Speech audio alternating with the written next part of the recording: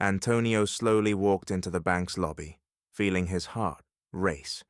Each step echoed in the empty space filled with sterile light from the lamps. Inside, a mix of excitement and hope swirled within him.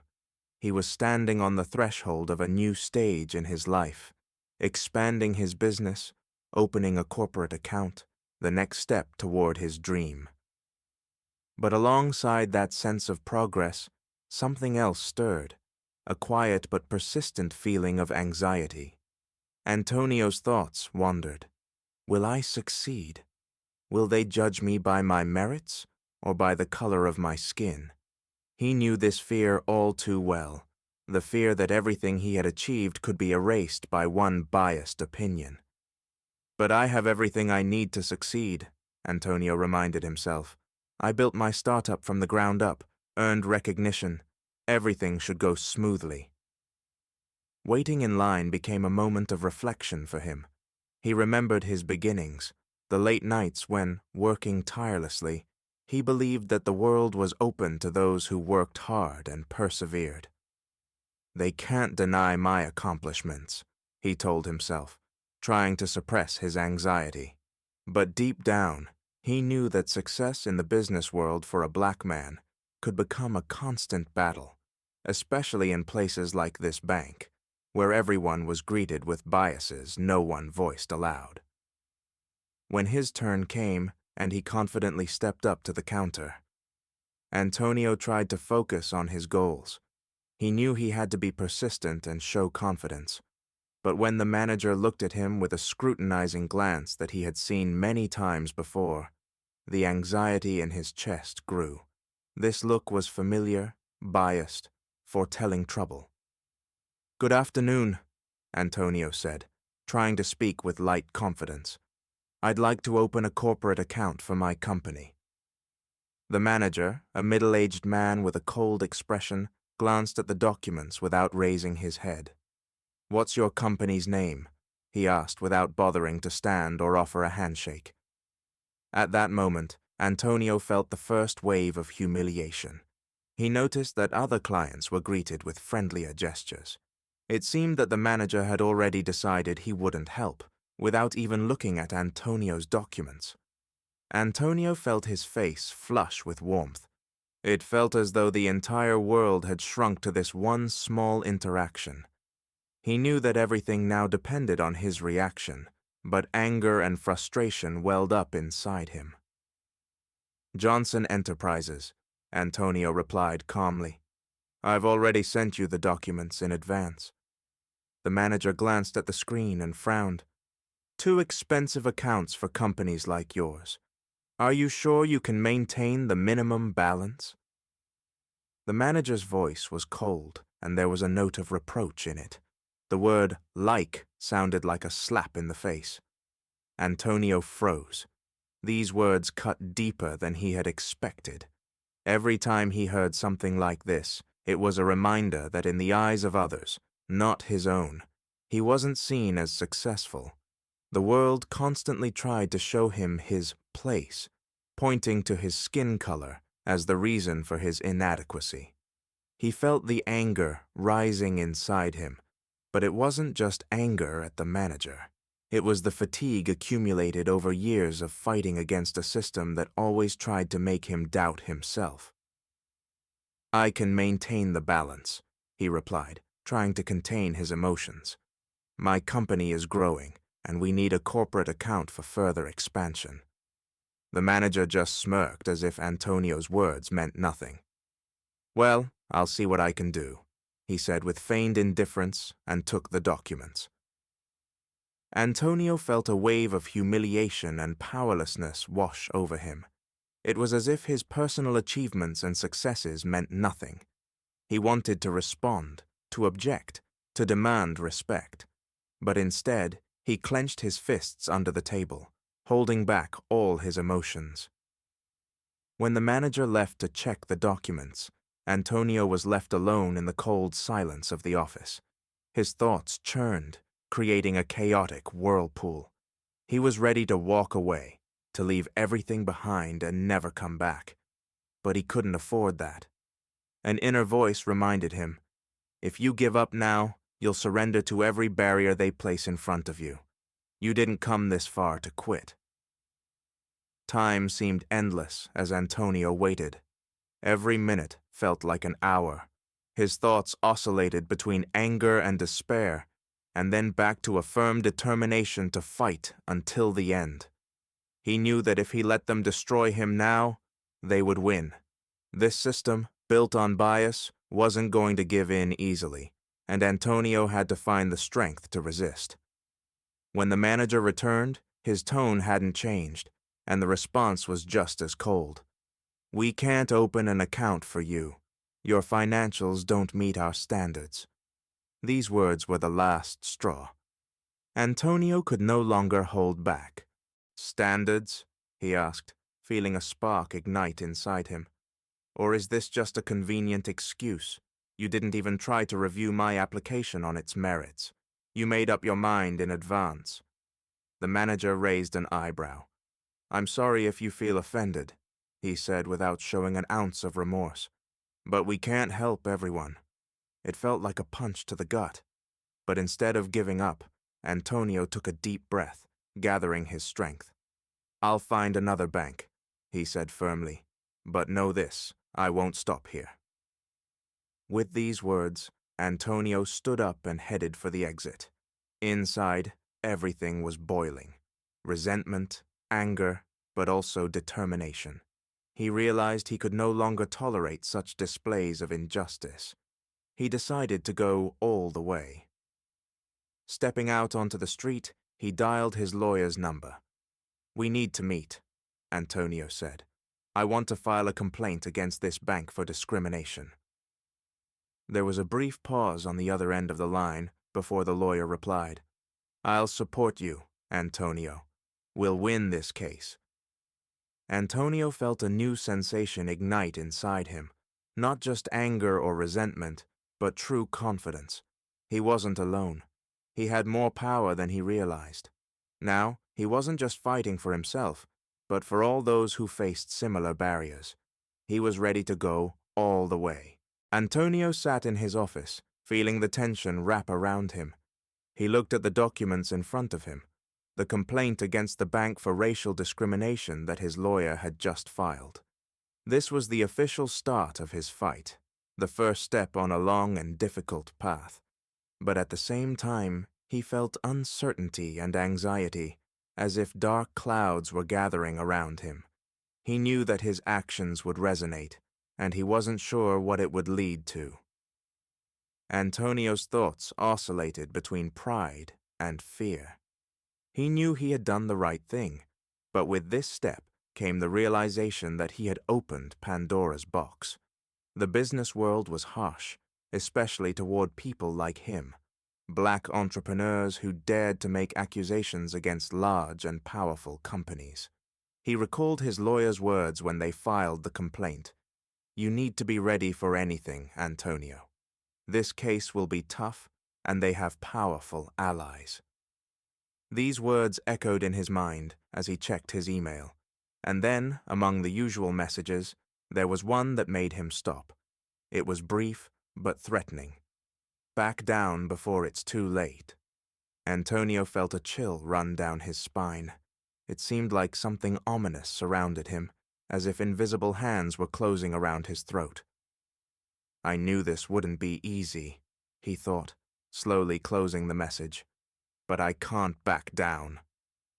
Emotions surged inside him: fear, anger, determination. He remembered his goal: to fight not only for himself, but for all those who faced the same injustice. His phone rang. It was his wife, Lisa. "Antonio, did you get that letter?" Her voice was anxious, full of worry. "You need to be careful. I'm scared for you." He was silent for a few seconds, feeling the words catch in his throat. "Lisa, I can't stop. If I give up now, what will that change?" he finally said, trying to keep the tremble out of his voice. "They want to scare me, but I won't let them win." Lisa sighed, and her voice was filled with sadness. "I understand, but please, be careful." Antonio understood that his actions put not only his business at risk, but also his safety. But despite this, he felt that he had to continue. His fight was bigger than just a personal victory. The next day, Antonio stood before a gathering of journalists. The press conference was an important part of his strategy. He wanted his voice to be heard, for the public to know about the injustice he had faced. His lawyer stood by his side, ready to support him, but Antonio knew that at this moment, everything depended on him. His words could either inspire people to fight or make him a target for even greater attacks. When it was his turn, he felt the weight of responsibility settle on his shoulders. The journalists' eyes were filled with curiosity, but also with skepticism. Many considered his actions risky, and some even condemned him for going up against such an influential institution. "Good afternoon," he began, trying to make his voice sound confident, though inside everything tightened with tension. "I'm not here for personal ambitions. I'm here to talk about the injustice that Black entrepreneurs face in business. I'm just one of many, and if we don't fight, this system will never change." The room fell silent. Antonio felt his emotions rise with every minute. Memories of the recent humiliation at the bank resurfaced in his mind. The cold stare of the manager, the refusal without explanation, the subtle hint that his success didn't matter because of the color of his skin. His voice trembled with anger and pain, but he continued speaking. "My company was built from the ground up. I've traveled a path full of difficulties and sacrifices, just like many other Black entrepreneurs. But when I faced open discrimination, I realized that this could no longer be tolerated." The journalists began taking notes, cameras clicked, and Antonio continued, feeling his words become more passionate. He knew that this was his chance, a chance to tell the public the truth. And though anxiety swirled within him, he felt strong. After the press conference, his lawyer nodded approvingly. "You were convincing. Now they'll start to take notice." But inside, Antonio still had a shadow of doubt. He knew that the fight had only just begun, and that new obstacles awaited him. A few days later, Antonio was sitting at his desk when a message from a local newspaper arrived. He knew it was an important article. His press conference had sparked interest, and now the public was starting to pay attention to his case. Taking the newspaper in his hands, Antonio's heart sank as he began reading the article. Every word echoed in his soul, as if confirming that his fight wasn't in vain. Local entrepreneur Antonio Johnson publicly accuses bank of racial discrimination, the headline read. The article detailed his speech, his complaint, as well as opinions from other Black entrepreneurs who had also faced similar problems. Antonio felt the weight of realization pressing down on him. His fight had become public. This was the first step towards something bigger, but also the first step into an even more dangerous world. He knew that now, not only friends, but also enemies were watching him. That evening, he sat with Lisa, and she looked at him with eyes full of concern. "Antonio, now that this is known to everyone, you need to be even more careful. They won't stop at threats." "I know," he said, holding her hand. "But now I'm not alone. The public is on my side. The more people know about the problem, the better the chance something will change."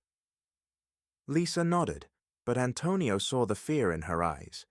He knew that his actions could impact not only his business, but also his family. But he also understood that this wasn't just his fight. It was a fight for the future of everyone who faced injustice. He recalled his words at the press conference. "We must fight to change the system." And now, reading the article, he realized that he had taken the first step on that path. Antonio sat in the quiet of his office, staring at the blank laptop screen where schedules, development plans, and income graphs of his business used to be. But now there was nothing but silence, both on the screen and inside him. Over the past few weeks, everything he had built seemed to be crumbling before his eyes. Since filing the complaint against the bank, his business had become a target for attacks. At first, it was just negative reviews on social media, but now there were false accusations of financial incompetence. He couldn't prove it wasn't a coincidence, but deep down, he knew it was a deliberate hit on his reputation. What will they do next? Echoed in his mind. In recent days, he had increasingly thought that his actions against the bank had triggered all of this. He felt fear for his company growing with each day as heavy thoughts crowded his mind. Inside, there was a mix of anger and helplessness. Anger, because he knew who was behind this. The bank, their PR agency. It was all part of the system trying to force him to stay silent. Helplessness, because his resources were limited. He was fighting not just for his business, but for his honor and the future of his family. "Are you sure you want to continue?" Lisa carefully broke the silence, approaching him from behind. Her voice was soft, but there was a clear tone of worry. Antonio slowly turned his head, meeting her gaze. The same question was in her eyes that had been swirling in his mind. "I don't know." His voice sounded too quiet, as if he was afraid of his own words. "I can't back down, but sometimes it feels like they're too strong." Lisa took his hand, her touch comforting, but it wasn't enough to dispel the storm in his soul. "We'll get through this," she whispered. "You're not alone." Her words encouraged him, but in his mind, the questions still lingered. How long could he withstand this pressure? With each passing day, his confidence was dwindling, like a candle flickering in the dark. The next morning, Antonio was woken up by endless notifications on his phone. At first, he ignored them, but soon, one message caught his attention. It was a post on social media accusing his company of tax evasion. It felt like the ground was slipping out from under him. "What is this now?" he muttered sleepily, scrolling through the messages. Every article, every post was fake, created with one purpose: to ruin his reputation and his business. These accusations could not only destroy his company, but also leave a permanent stain on his name. Now he faced the hardest choice: to continue fighting the bank and their PR machine, or to give up this fight to at least save what remained of his company. "I can't take this anymore," he said to Lisa as they ate breakfast in silence. "They're willing to do anything to destroy me." "What will you do?" she asked, fully aware of the complexity of the situation. Antonio couldn't respond immediately. Inside him, the fire of resistance burned, but so did the fear. Fear of losing everything he had worked for over the years. "I don't know. I thought I could handle it, that I could stand up to them, but now it seems impossible." He felt his inner strength waning. Questions, doubts, fear, all of it overwhelmed his resolve.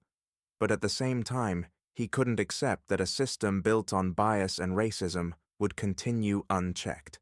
He knew that if he gave up now, he would become part of that system. Shortly after breakfast, his lawyer called. "Antonio, I see that a serious discrediting campaign has begun against you. This is clearly an organized attack." "I know," Antonio said through clenched teeth. "They're trying to break me." "We need to issue a counter-statement," the lawyer suggested. "You have to tell your side of the story." Antonio sighed, feeling his strength ebbing away. He would have liked to just disappear, to close himself off from all this pressure, but he knew he couldn't afford such a luxury. "All right," he finally said. "I'll do it." That evening, Antonio received an unexpected call. It was a representative from a large charitable organization that fought against racism in business. "Antonio, we've been following your case."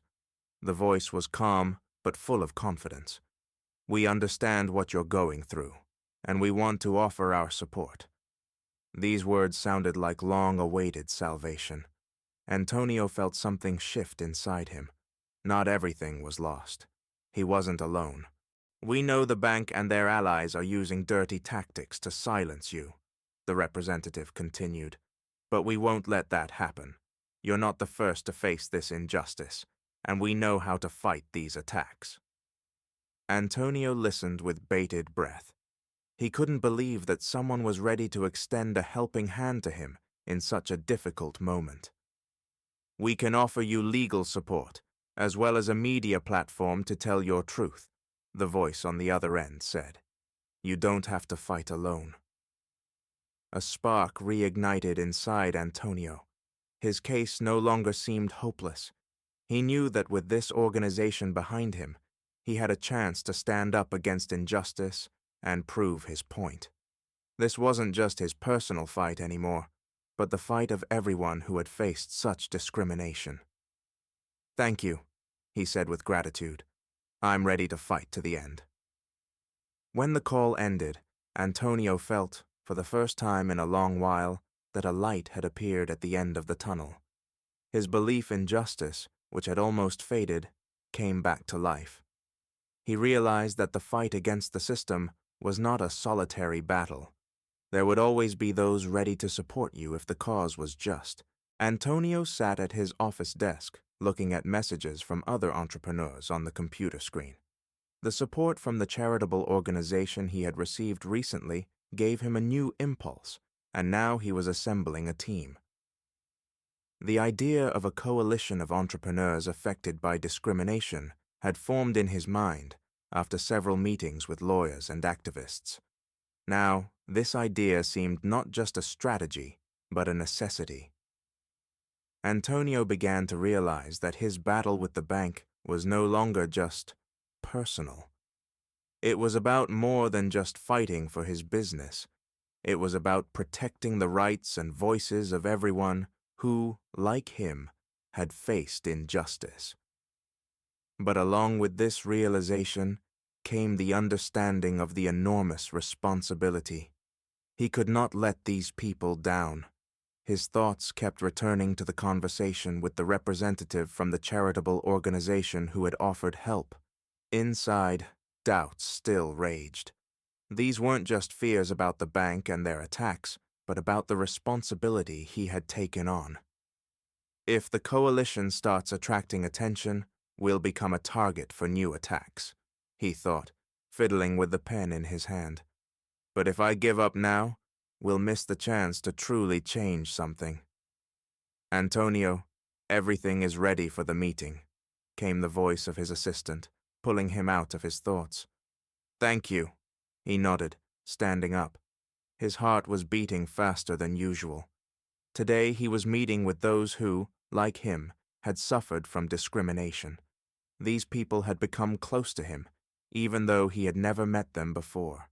Their stories were a mirror of his own. Antonio understood that ahead lay not just a fight, but a new wave of moral dilemmas. He walked down the office corridor, wondering if he could handle this new responsibility. His internal fears were battling with his determination. But one thing was clear: he couldn't back down now. The meeting room was filled with tense anticipation. Antonio sat at a round table with entrepreneurs, each of whom had faced racial discrimination in business. Among them were representatives from different fields, from small startups to large companies. But they were all united by one thing: the system was against them. One of the participants, a middle-aged man named James, took the floor. "I've been fighting these problems for several years," he began, and fatigue could be heard in his voice. "And all this time, I felt like I was alone. Now that we're here, I feel like we have a chance to change something." Antonio listened attentively. He felt that every story, every pain and disappointment resonated with his own experiences. With each of James' words, he plunged deeper into thoughts about how unfair the system was against which they were all fighting. "We can't let them keep pushing us into a corner," James continued. We need to act together. If we unite, we'll have more power. Antonio nodded, realizing that this was the very moment when collective efforts could make the difference. But with that, he also felt that enormous responsibility was resting on his shoulders. Now, not only his decisions, but also the hopes of these people depended on him. We need to gather as much information as possible, Antonio said, deciding to speak up. Every story is important, and if we can prove that this is a systemic problem, we'll have a chance. But be prepared that the system won't give up without a fight. These words drew silent agreement in the room, but inside, Antonio knew they were not just facing bureaucracy. They were challenging those who had built their power on racial and economic injustice. As the meeting ended, his heart was still heavy. He saw that the people sitting at this table had hope, but along with it, fear. Each of them knew that the fight for equal rights could cost them everything they had. We must keep moving forward, Antonio whispered to himself as he left the room, even if it means risk. A few days later, as the coalition began drafting its first documents and statements, Antonio received an unexpected message. An email arrived from an unknown sender. It was short but intriguing. I have information that could help you. It concerns your case against the bank. I'm a former employee. Antonio frowned, feeling a mixture of curiosity and anxiety flare inside him. A few months ago, he might have ignored such a message, but now every lead could provide important evidence. He called his lawyer. We may have a key witness, Antonio said, unable to hide his excitement. A former employee of the bank. This could be dangerous, the lawyer cautioned. We need to verify his credibility. The next day, they met at a small cafe. Antonio didn't know what to expect, but when a young man in a formal suit sat down in front of him, he felt it wasn't a coincidence. My name is Eric, the man began in a quiet but confident voice. I worked in the department that handled corporate accounts, and I can tell you this, the bank's policy toward black entrepreneurs is no accident. I've seen internal documents that confirm it. Antonio felt both anger and hope well up inside him. If this was true, they had real evidence. Eric continued to talk about secret directives that came from the bank's management. It was a systemic suppression, a hidden form of racism that the bank used to limit opportunities for black entrepreneurs. I decided to come forward because I can't stand it anymore, Eric said at the end. I want justice to prevail. Antonio and his lawyer were silent. This was a turning point, the very chance they had been hoping for. They had an ally who could change everything. When Eric left, Antonio felt his inner struggle ease. Now he had new strength, a new ally. They were on the path to victory. Antonio sat in his office, overwhelmed by conflicting emotions. The past few days had been especially difficult. After his coalition began gaining strength, the bank reached out to him with an unexpected offer. The deal they proposed was tempting. Personal privileges, easier conditions for his business, and, most importantly, an end to the attacks that were tearing his company apart. All he had to do was abandon the fight.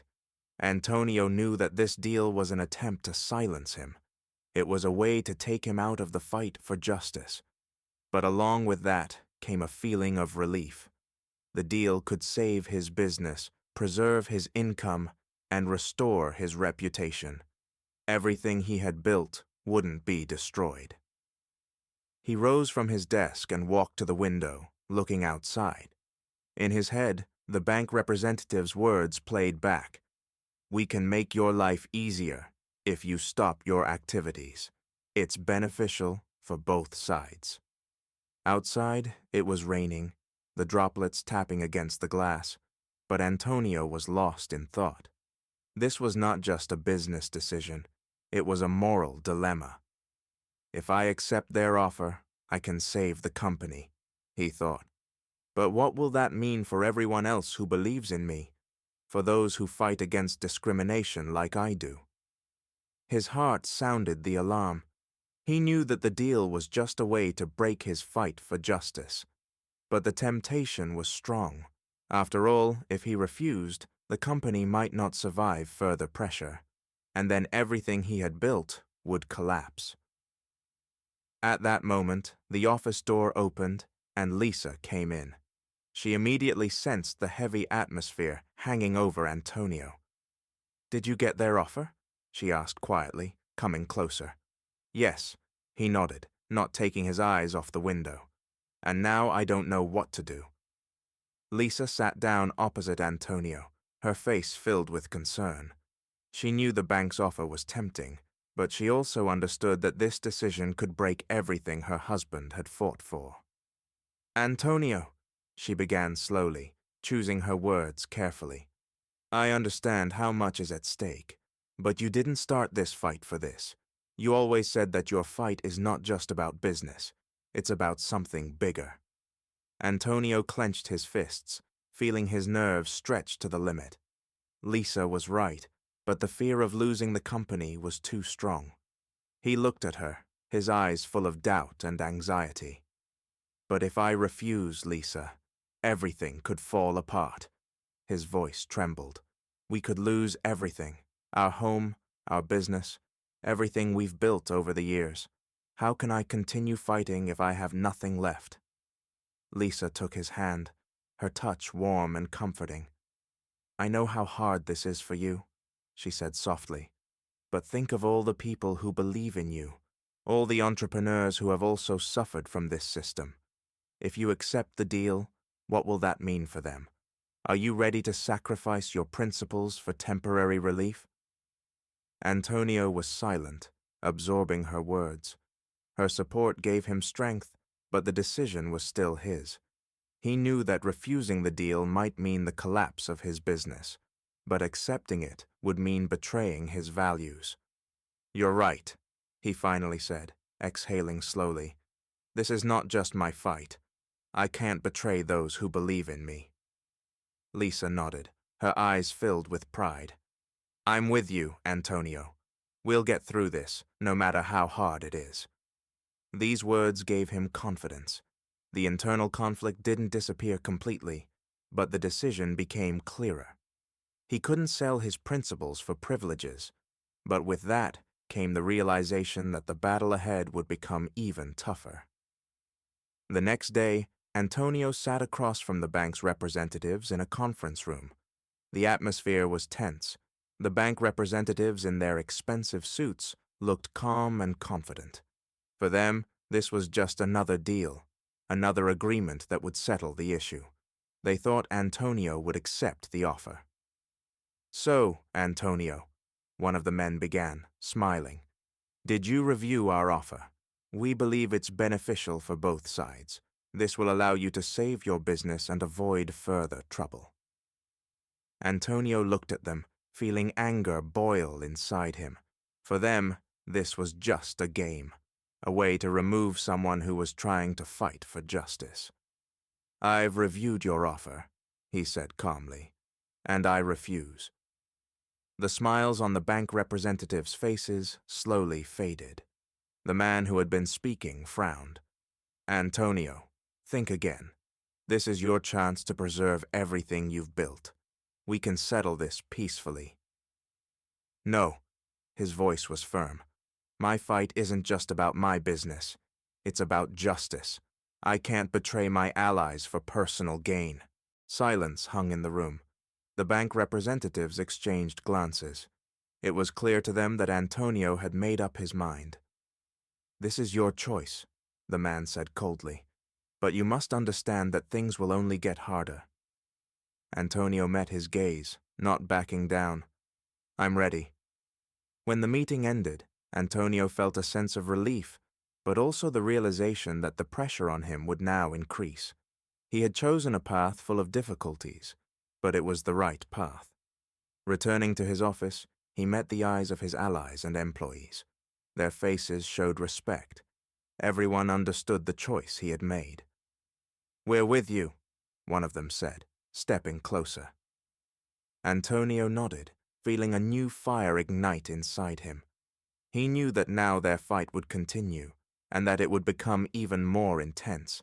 But he also understood that despite all the threats, he would not give up.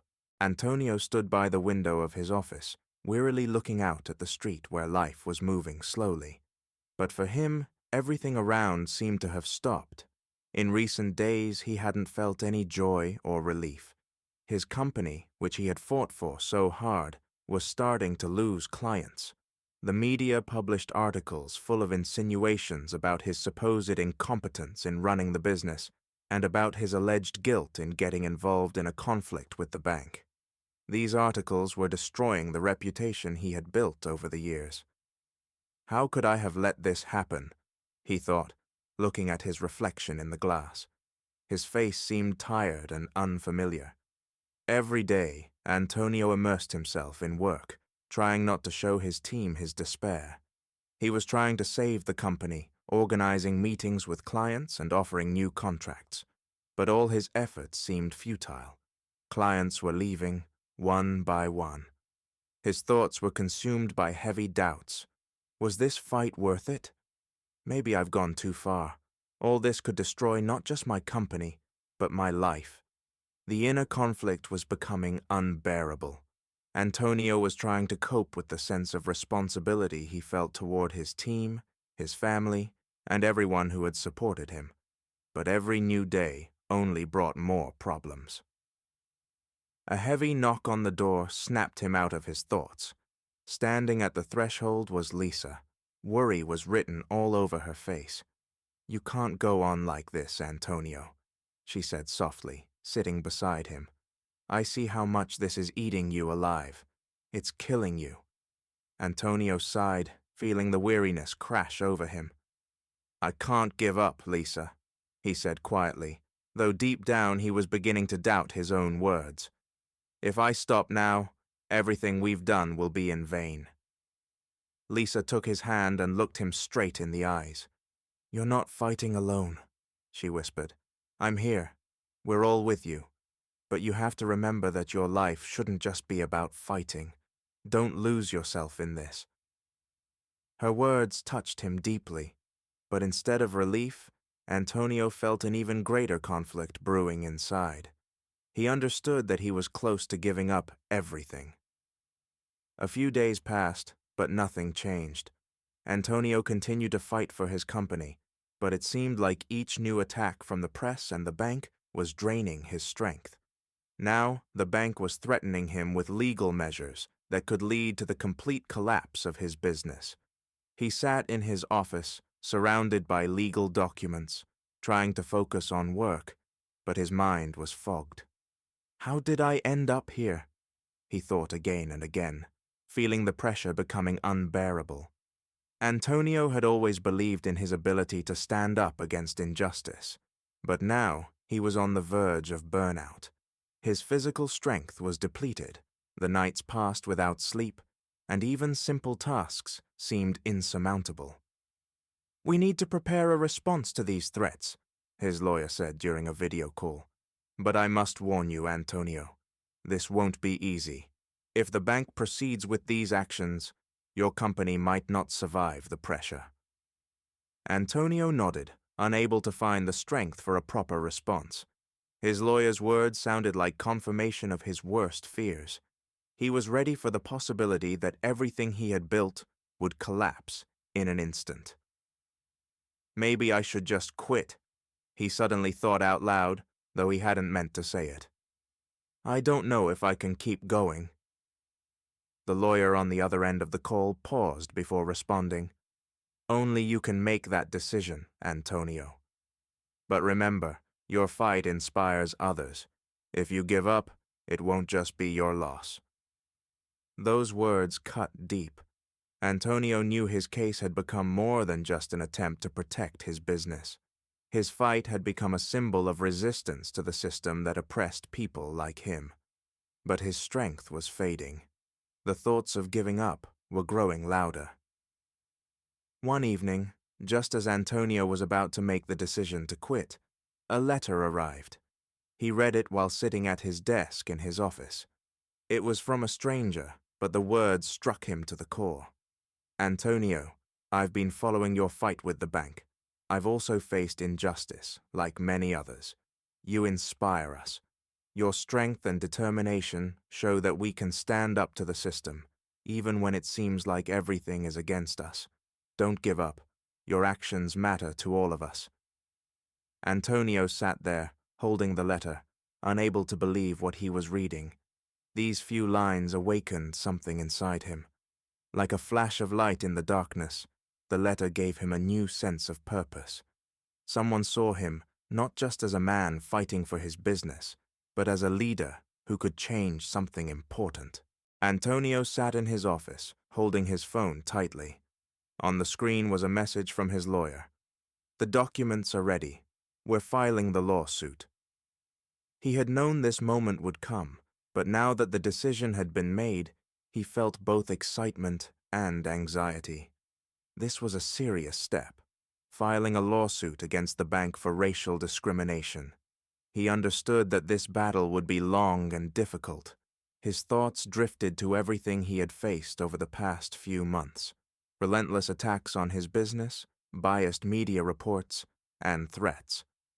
All of it had not only shaken his confidence, but also made him question whether he was ready to sacrifice his business for this fight.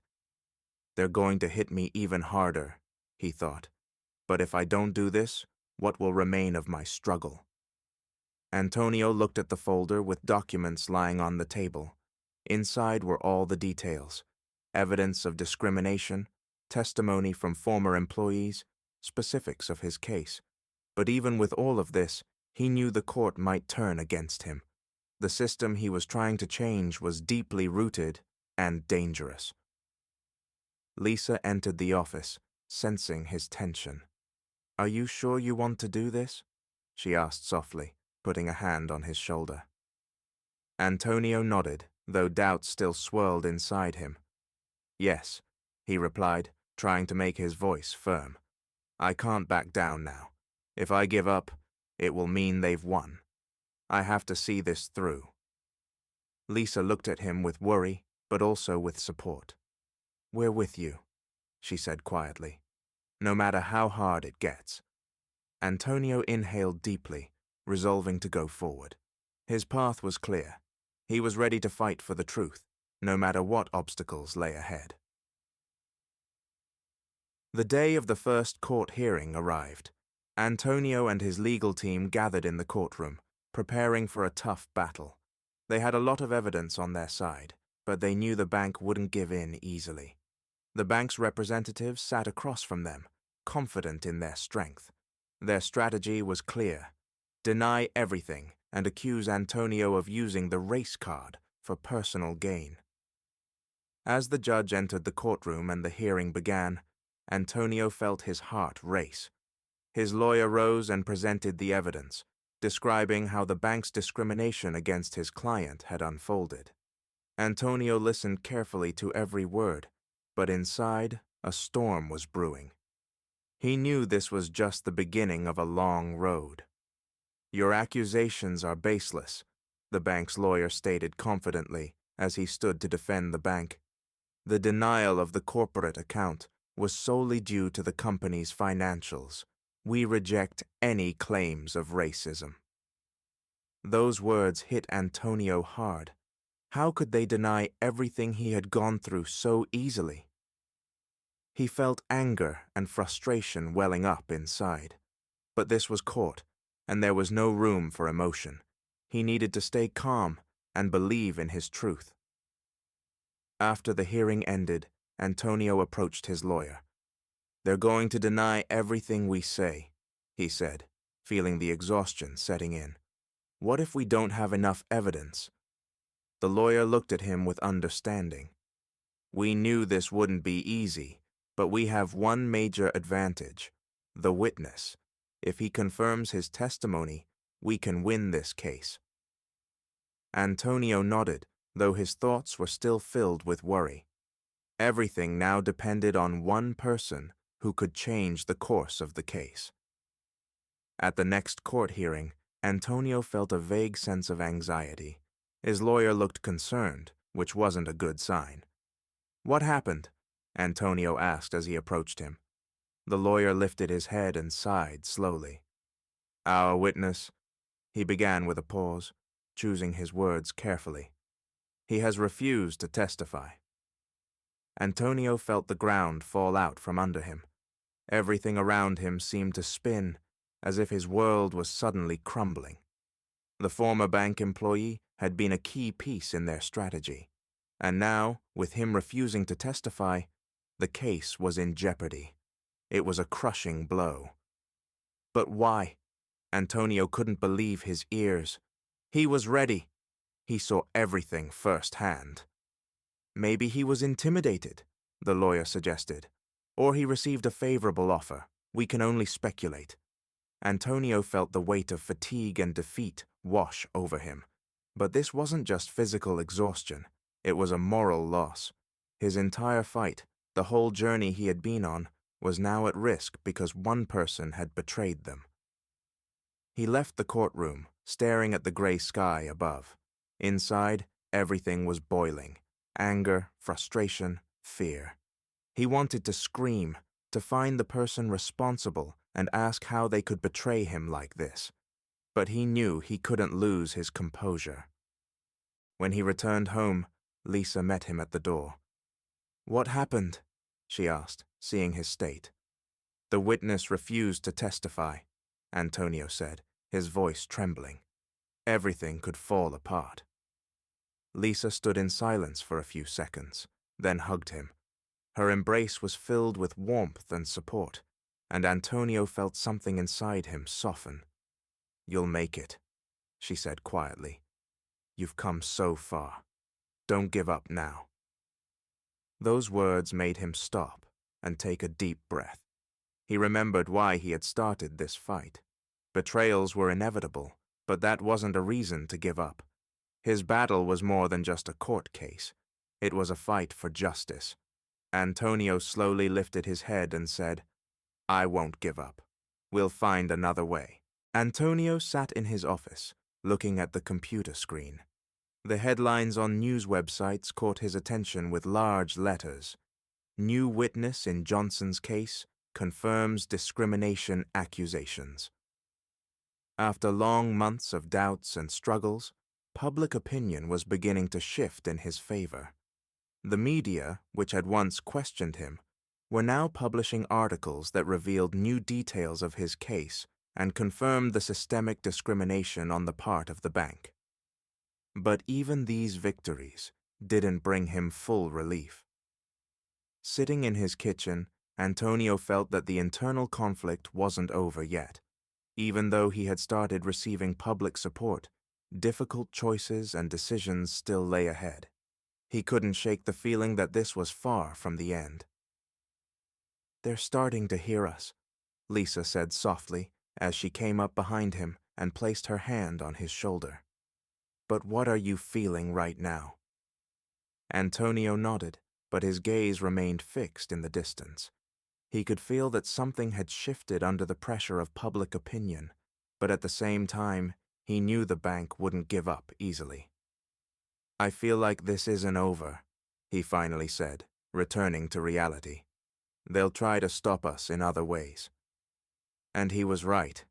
Later that day, his lawyer called with unexpected news.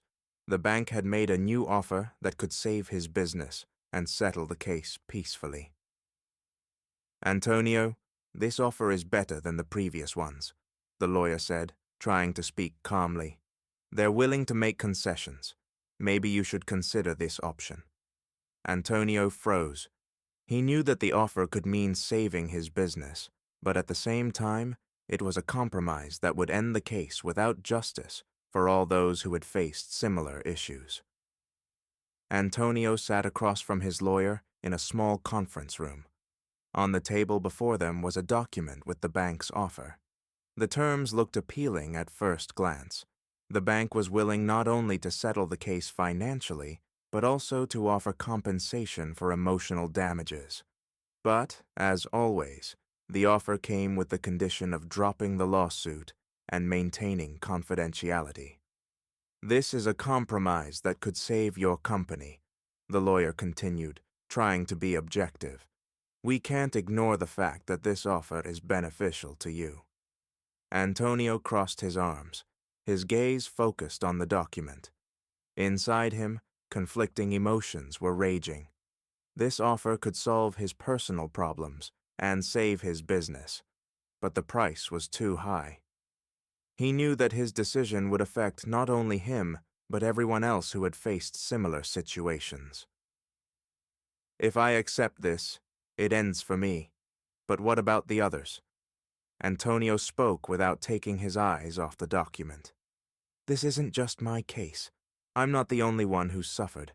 If I accept this offer, what happens to those who don't have the means to continue the fight?"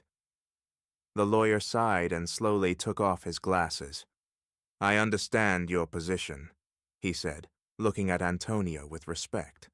"But you also need to think about your future, about your family, about your company. You've already done so much. Maybe it's time to take a step back and end this." Antonio thought deeply, realizing that he was facing one of the hardest choices of his life. He could end this process right now and save himself from further challenges, but that would mean turning his back on his principles. "I can't," he finally said, looking up at the lawyer. "I can't end it like this. I started this fight for justice, and I have to see it through, no matter what it costs me." Antonio sat at his desk, staring at the screen of his laptop.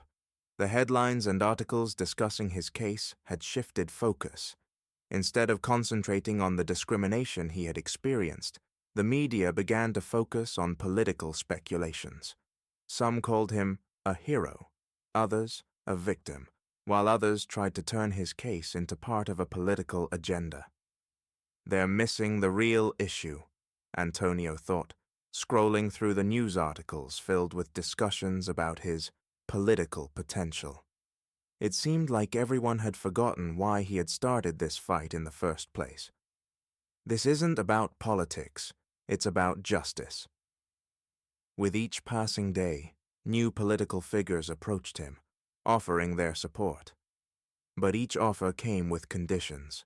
Some wanted him to endorse their campaigns, while others offered money in exchange for turning his case into part of their political platform. Everyone saw his story as an opportunity to gain political points. Antonio felt suffocated by this pressure. He was certain of one thing. He didn't want his case to become another political game. But with that came doubts. Maybe I should accept their help? Maybe I can't handle this alone. His thoughts were interrupted by a phone call. It was his lawyer. "Antonio, you need to make a decision. Political support could be a powerful tool to pressure the bank and the legal system," the lawyer said. "But if you decide to remain independent, it might make things more difficult." Antonio was silent. He understood that the choice wasn't as simple as he wanted it to be. Accepting help meant losing his independence, but it could also improve his chances of winning. Staying independent, however, meant fighting an even harder battle.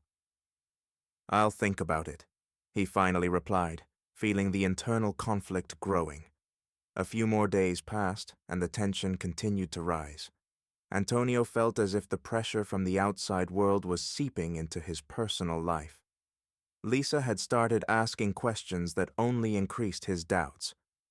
"Antonio, do you think you can handle this without their help?" she asked one evening during dinner. "Maybe it's worth considering one of the parties' offers. It could make things easier for you." Her words were full of care, but Antonio felt something break inside him. He hadn't expected Lisa, his source of support, to start doubting his decision. "Do you think I'm making a mistake?" he asked quietly, looking at her with pain in his eyes. Lisa met his gaze, and he saw the concern in her eyes. "I'm just worried about you," she replied. "I see how much this pressure is wearing you down. If there's a way to ease your burden, maybe it's worth taking it." Those words only deepened his internal conflict. Antonio knew she was right. He did feel cornered, and every new attack from the media or pressure from politicians was draining him more and more. But at the same time, he knew that if he accepted their help, it would mean surrendering his principles. That night, he lay awake for hours, battling his thoughts. It felt as though he was stuck between two fires. On one side, the fight for justice, and on the other, the need to protect himself and his family from unbearable pressure. He thought of everyone who supported him, of the people who believed in him as a symbol of the fight against the system. What would happen if he gave up? "I can't let them down," he whispered to himself in the darkness. "This is bigger than me." The day came when Antonio made his final decision. He gathered his team of lawyers, journalists, and members of his coalition to make an announcement. The world was watching his case, and now his words were more important than ever. Standing before the journalists, Antonio felt the weight of expectations. Everyone was waiting for him to announce his decision. Political forces were still trying to sway him to their side, but Antonio knew that today he had to firmly establish his position. "For the past few months, I've been fighting not just against the system," he began, looking directly at the cameras. "I've been fighting for truth, for justice. And now, as my story has become public knowledge, many have tried to turn it into a tool for their own purposes. Politicians, parties, various groups wanted to use my fight as a tool for promoting their interests." Antonio paused, letting his words sink in. The journalists were silent, waiting for him to continue. "But I won't let anyone use my story. My fight isn't about politics. It's about equality, about the right for every person to be heard, regardless of their skin color or social status. I reject all political offers and will continue my fight as an independent man." His voice was firm, and at that moment, Antonio felt something shift inside him. He had regained control over his story. Now his path was clear, and he knew he had made the right choice. The journalists began asking questions, but Antonio no longer felt the pressure. He was confident in his actions once again. His decision to refuse political support didn't make his fight easier, but it restored his sense of independence and integrity. When the press conference ended, members of his coalition surrounded him, showing their support. "You made the right choice," one of his allies said. "We'll stand by you until the end." Antonio smiled, feeling the weight on his shoulders slowly lifting. He knew there were still many challenges ahead, but now he was certain that he had remained true to himself and his principles. Antonio sat nervously in the courtroom, waiting for the session to begin. His lawyer was speaking to him, pointing to the documents on the table, but Antonio's mind was elsewhere. The air in the room seemed thick and suffocating. The trial that had been dragging on for weeks was wearing him down emotionally and physically. With each new session, the bank's representatives found new ways to discredit him. They were trying to prove that Antonio was using accusations of racism as a way to draw attention to his failing business. Those words cut him deeper than he had expected. How can they lie so easily? Antonio thought as he glanced at the bank's representatives, who sat impassively across from him. They don't know what I've been through. They're not even trying to understand. At each session, the bank's lawyers raised new questions, casting doubt on his abilities as an entrepreneur. They claimed that his company was struggling financially, and that this entire case was nothing more than a last-ditch effort to avoid bankruptcy. "This is their strategy," Antonio's lawyer told him after one session. "They're trying to shift the focus away from the discrimination by attacking your reputation." But even those words couldn't comfort Antonio. Doubts began to creep into his mind. He wondered, can I really prove my case, or will they break me? Each court session became a test, not only of his professional, but also of his personal reputation. He felt as though he was losing himself under the weight of the accusations being hurled at him. "They won't stop until they destroy me," he said to Lisa one night at home, his voice trembling with exhaustion. "I don't know how much longer I can take this." Lisa stayed silent, looking at him with concern, but also with unwavering support. She could see how hard it was for him to keep fighting, but she knew he couldn't give up. Another court session began with more harsh accusations. The bank's lawyers presented Antonio as a desperate businessman, using claims of racism as a last resort to save his failing company. Each word stung deeply. Every time his business was attacked, Antonio felt his confidence erode further. "He's a pathetic fraud," one of the bank's lawyers declared loudly, addressing the judge. "His business is on the verge of collapse, and he's using accusations of discrimination as a way to gain sympathy." Antonio sat still, clenching his fists under the table. He knew their words were untrue, but he couldn't shake the feeling of helplessness.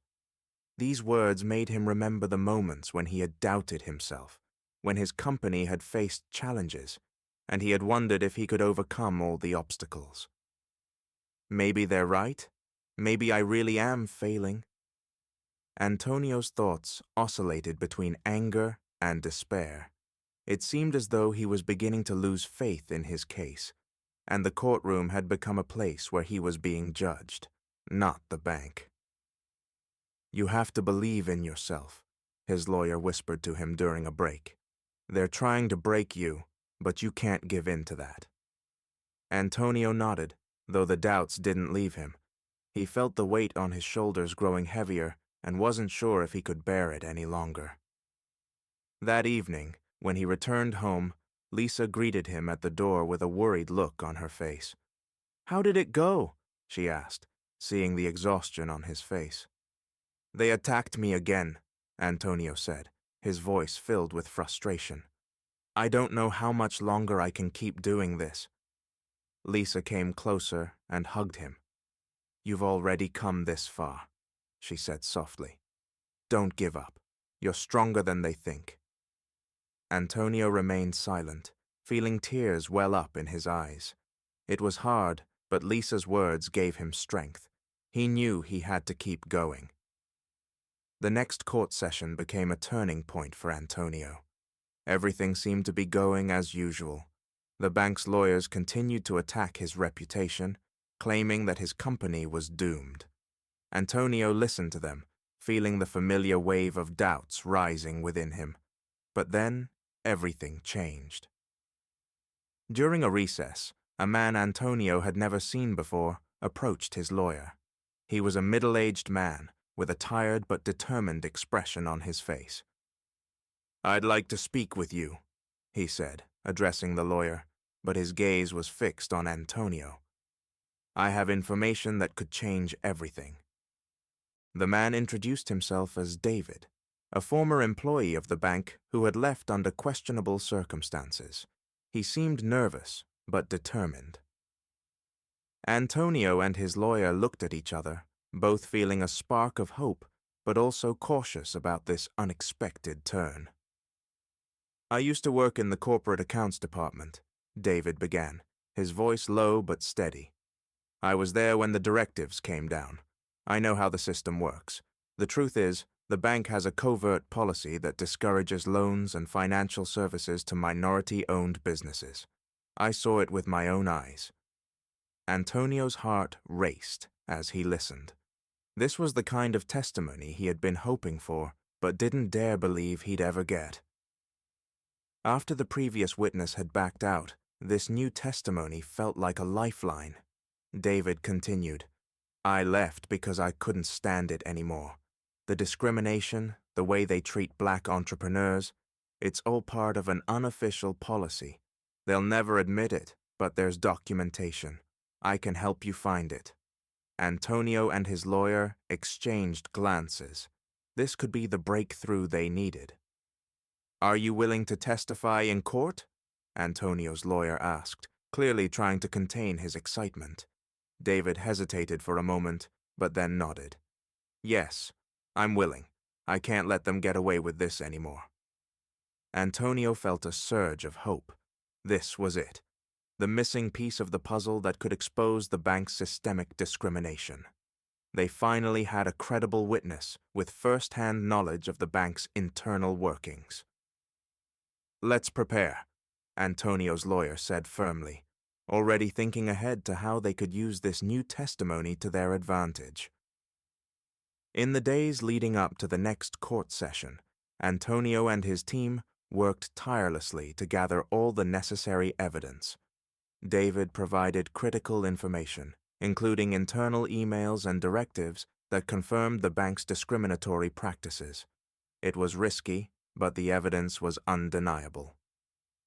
On the day of the trial, the atmosphere in the courtroom was electric. The bank's legal team seemed unaware of the storm that was about to hit them. Antonio sat quietly, feeling a mix of nerves and anticipation. This could be the turning point. David was called to the stand. As he testified, the courtroom was silent. He spoke clearly and confidently, recounting his time at the bank and explaining the covert policies that were designed to limit access to financial services for minority-owned businesses. The bank's lawyers tried to discredit him, but David held his ground. He presented the internal documents that showed the bank's bias, and the evidence was overwhelming. The judge and jury listened intently, and it became clear that the bank's narrative was falling apart. Antonio felt a sense of vindication as he watched the bank's lawyers struggle to respond. For the first time in months, it seemed like the truth was finally coming to light. The system that had been stacked against him was beginning to crack. When the session ended, Antonio's lawyer approached him with a wide smile. "We've got them," he said. "This is exactly what we needed." Antonio nodded, feeling both relieved and energized. He had come so far, and now it seemed like victory was within reach. But he knew the fight wasn't over yet. The bank would undoubtedly try to counter this new testimony, and the pressure would only increase. That evening, Antonio returned home to Lisa, who greeted him with a mixture of hope and worry. "How did it go?" she asked. Antonio smiled, a rare moment of optimism breaking through his usual exhaustion. "We have a witness, a real one this time. He confirmed everything we've been saying." Lisa's face lit up, and she hugged him tightly. "That's amazing, Antonio. I knew you'd get through this." For the first time in a long while, Antonio allowed himself to feel hopeful. They had exposed the bank's discriminatory practices, and now there was a real chance that justice would be served. But he also knew that the road ahead was still fraught with challenges. The bank wouldn't give up easily, and the fight was far from over. The final days of the trial were tense. The bank's lawyers scrambled to discredit David's testimony, but the evidence was too strong to ignore. Internal emails, policy memos, and David's first-hand accounts painted a damning picture of a systemic effort to discriminate against minority-owned businesses. The media picked up on the developments, and Antonio's case became the center of national attention.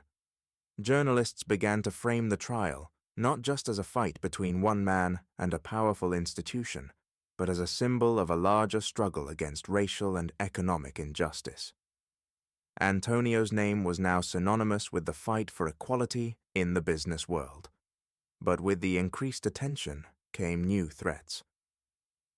Antonio started receiving more messages, some in support, but others filled with hatred. His fight had stirred emotions on both sides of the issue, and not everyone was happy to see him pushing back against the system. One evening, while reviewing the final preparations for the last day of the trial, Antonio received a phone call from an unknown number. He hesitated, then answered. "I suggest you drop this case," a deep voice said on the other end. "It's not too late to walk away." Antonio's blood ran cold. He had received threats before, but this one felt more serious. more personal. The voice continued. "You've made enough noise. If you keep going, there will be consequences. For you and for everyone you care about."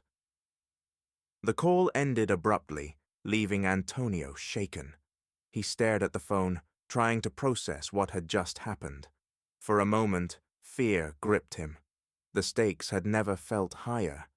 But then he remembered why he had started this fight in the first place.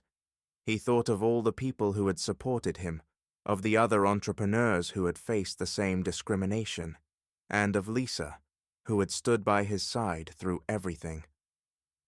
"I'm not backing down," he whispered to himself, his resolve hardening. The next morning, Antonio entered the courtroom for the final session. The air was thick with anticipation. Both sides were preparing for their closing arguments, and Antonio knew that the outcome of this trial could change everything. His lawyer presented a compelling case, summarizing the evidence they had gathered and reminding the court of the bank's systemic discrimination. The bank's lawyers, on the other hand, tried to paint Antonio as a businessman, desperate for attention and financial gain. But their arguments felt weak in comparison to the mountain of evidence against them. As the judge prepared to deliver the verdict, Antonio's heart raced. This was the moment he had been fighting for. Win or lose, he knew he had given everything he had to this fight. The courtroom fell silent as the judge began to speak. After reviewing the evidence and hearing testimony from both sides, this court finds that the bank did, in fact, engage in discriminatory practices against Mr. Johnson and other minority-owned businesses. The evidence presented, including internal documents and witness testimony, overwhelmingly supports these claims. Antonio felt a wave of emotion wash over him. It was a victory, not just for him, but for everyone who had faced similar struggles. The judge's words were a confirmation of everything he had fought for, a validation of his truth. The court orders the bank to pay damages to Mr. Johnson and to implement immediate changes to its corporate policies to prevent further discrimination, the judge continued. Antonio's lawyer gripped his shoulder, smiling broadly. "You did it," he said quietly. Antonio nodded, tears welling up in his eyes. It was over. He had won. Outside the courtroom, a crowd of reporters waited for Antonio's statement. As he stepped out into the bright sunlight, he was met with cheers from supporters and questions from journalists. But as he stood before the cameras, Antonio felt calm. "This isn't just a victory for me," he began. "This is a victory for every person who has ever been told they don't belong, for every business owner who has been denied a fair chance because of the color of their skin. This is proof that we can fight back and win." The crowd erupted into applause, and Antonio felt a sense of peace that had eluded him for so long. His fight was over, but the larger battle for justice would continue. He had made a difference, and that was enough. As Antonio and Lisa walked away from the courthouse, hand in hand, he looked at her and smiled. "We did it," he said softly. Lisa squeezed his hand. "Yes, we did." Antonio knew that life wouldn't be easy moving forward. There would still be challenges, and the fight for equality was far from over. But now, he knew that he had the strength to face whatever came next. And for the first time in a long while, Antonio felt hopeful about the future.